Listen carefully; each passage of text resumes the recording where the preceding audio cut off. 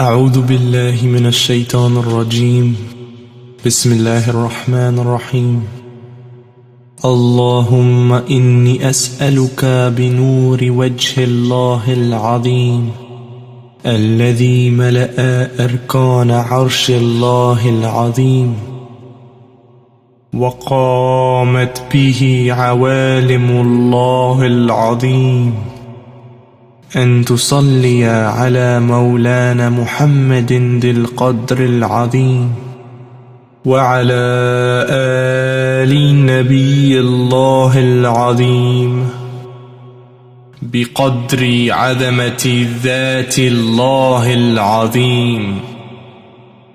في كل لمحة ونفس عدد ما في علم الله العظيم،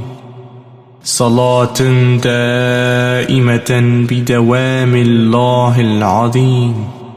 تعظيما لحقك يا مولانا يا محمد يا ذا الخلق العظيم،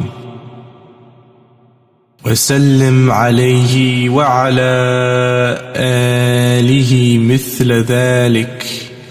واجمع بيني وبينه كما جمعت بين الروح والنفس ظاهرا وباطنا يقظة ومناما، واجعله يا ربي روحا لذات من جميع الوجوه في الدنيا قبل الآخرة يا عظيم.